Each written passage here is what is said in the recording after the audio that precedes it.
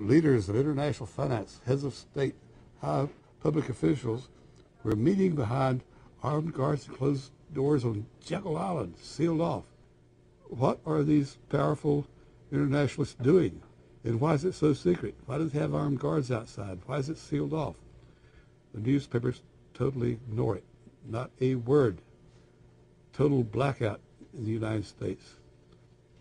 Since then, I've never stopped pursuing Bilderberg or the whole international gangster organization led by Rockefellers and Rothschilds as they manipulate the world for their own selfish interest. About 10 have come in. They've been coming in slowly in typically big black cars with what appears to be bulletproof glass, and we've got a few pictures of some of the people. We're being kept well back from the building by an awful lot of security people. But, you know, there'll be more security as this thing develops.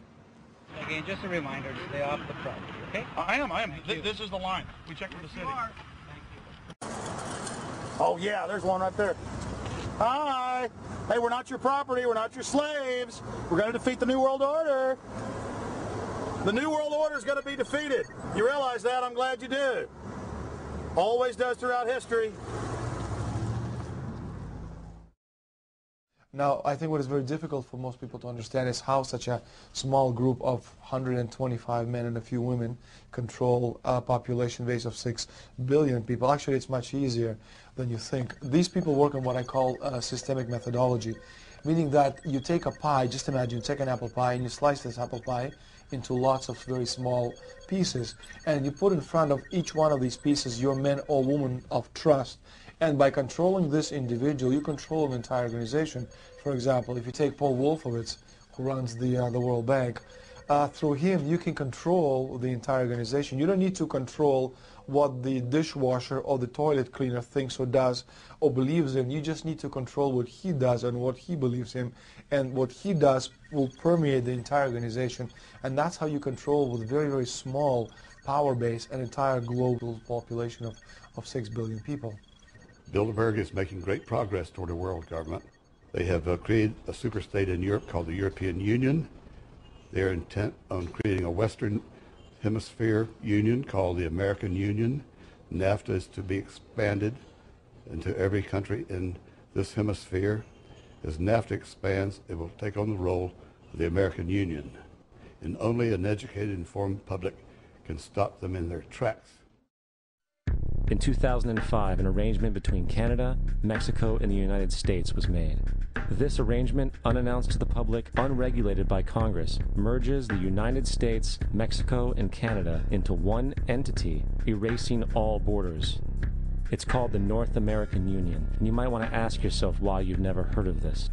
In fact, there is only one mainstream reporter who has actually heard of and has had the courage to cover this issue. The Bush administration's open borders policy and its decision to ignore the enforcement of this country's immigration laws is part of a broader agenda.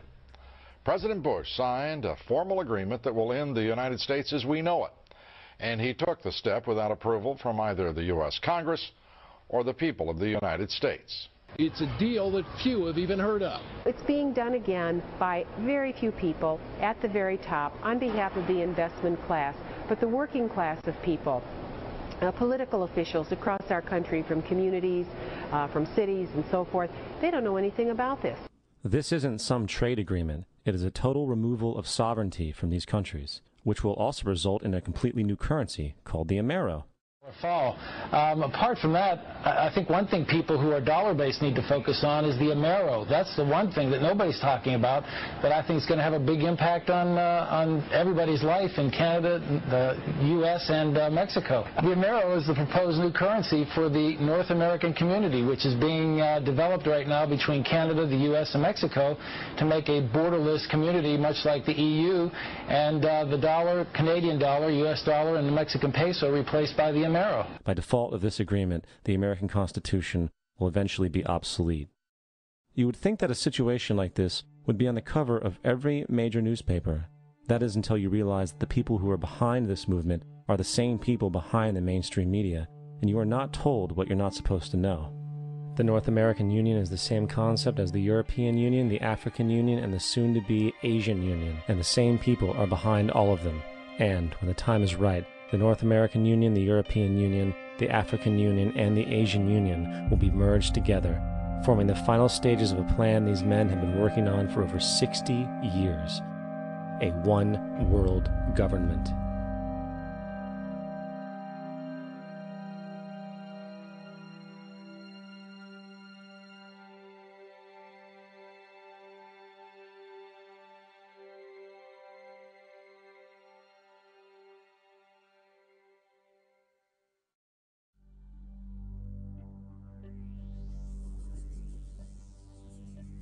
A globalist is someone who believes in globalism, and globalism essentially is the desire for one world government, one world military, one world economy, which on a broad philosophical basis may not be that bad. But the problem is that we are being pushed into globalism by secrecy and by deceit. And nobody's getting a chance to actually consider the ramifications or consider the methodology that's being used to push us into this globalization. And that leads to the $64,000 question. Let's assume that these globalists, and they make no secret about their desire for one world economy, one world government, let's assume that they're successful. What is our guarantee that some new Hitler-like tyrant won't gain control of that worldwide mechanism? The driving force behind globalism is just plain old socialism. Because if they want to control every person in the world, if they're going to take care of you from cradle to grave, if they're going to take care of the education system, they're going to take care of the health system, all of that requires central administration. And the wealthy elite who have the money and the power know that if they can create a one world global social system, that they can control the central authority. In other words, world control, world domination, one of the oldest desires in the history of the world, going all the way back to Alexander the Great. The way that this can be done